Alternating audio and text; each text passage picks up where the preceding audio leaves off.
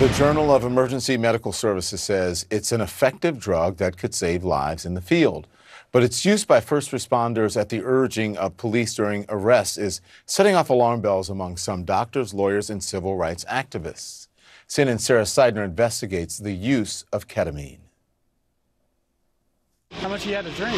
I'm good. Elijah McKnight says what happened to him during this 2019 arrest outside Aurora, Colorado, should never happen to anyone again. I was out cold for 3 days on life support, pretty much. McKnight admits he was drunk on the sidewalk when police arrived to check on him. He tells police there are warrants out for his arrest. All is calm until an officer attempts to cuff him. He resists and is cuffed and tased. Oh! But he says what happened when paramedics showed up nearly killed him.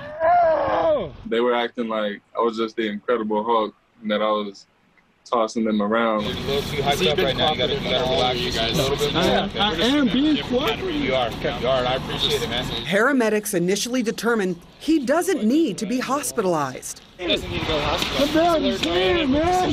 Let them know. It's up to you guys. But then a police officer asks this. You guys can't give him anything, can you? Unless he goes. We can give him ketamine and he'll be sleeping like a baby, but we'll have to take him to the hospital. Don't inject anything in the mother end. Oh, yeah. Just gonna be a fight the whole way. No, I was still. We're going to the hospital. He's fucking the three of us. Just give it to him. And they do. One shot of 500 milligrams of ketamine. The paramedics report says he's being wildly combative. Come down at all? But at this point, video shows him cuffed and lying still, but yelling. They call a physician and get permission to inject him with 250 more milligrams. So we can actually do surgery on patients with ketamine. Dr. Mary Dale Peterson says ketamine is an extremely useful drug to treat pain or for general anesthesia. It's so powerful that in Colorado, first responders need a health department waiver to use it.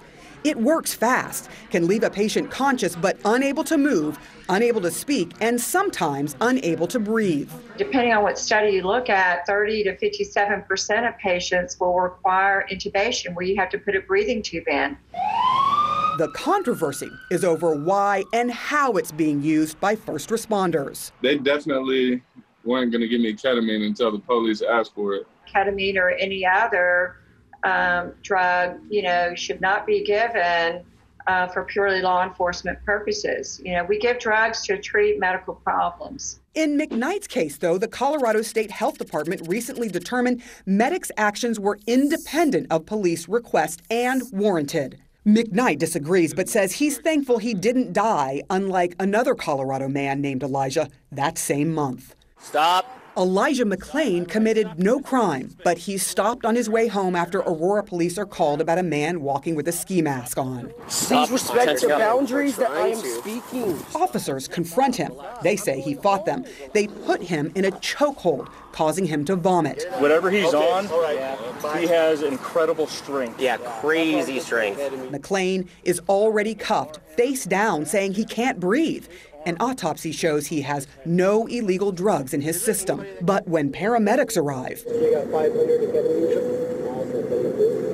they inject him with nearly double the recommended dose for someone of his weight. I've been in practice 30 years, have never given a dose that high. McClain died in the hospital 3 days later. The coroner report said McClain died of undetermined causes, but said intense physical exertion, a narrow coronary artery, and a negative drug reaction to ketamine could have contributed to his death. His family has filed a civil lawsuit against Aurora police and the city. This is an incredible tragedy. This is an example of an innocent young man who is tortured and who is murdered by a combination of both law enforcement and so-called first responders. But the district attorney determined no charges were warranted in the case.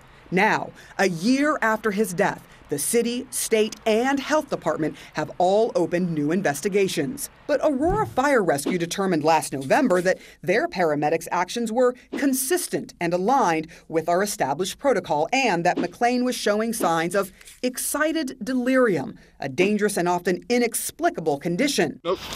Just relax. McKnight was also diagnosed with excited delirium, which can cause a person to become so agitated they exercise themselves to death.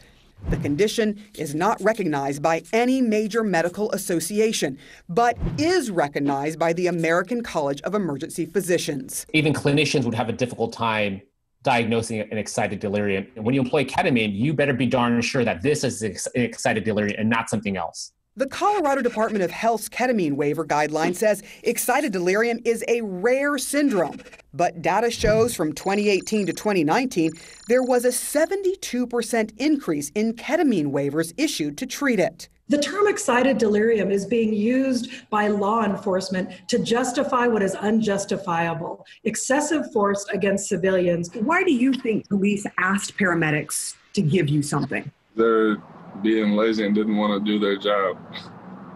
I guess they didn't want to deal with a drunk ass. So it wasn't an excited delirium, I can tell you that.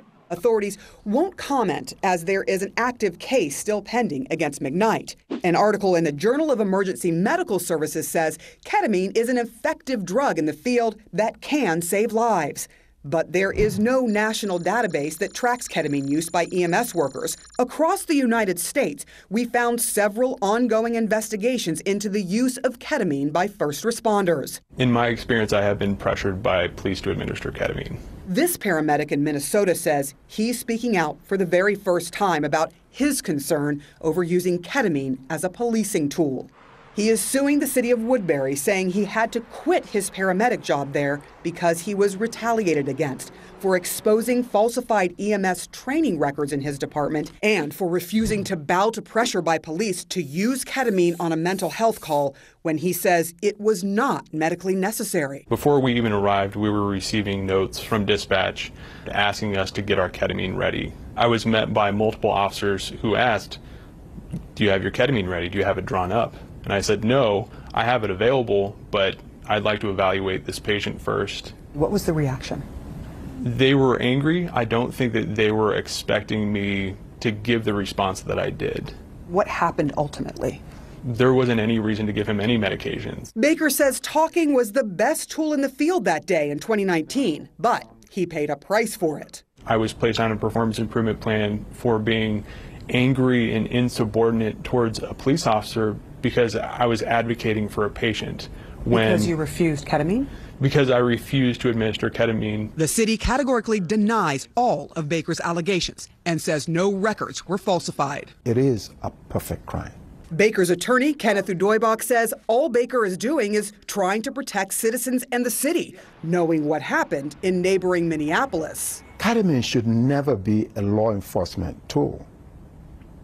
It is a medical tool.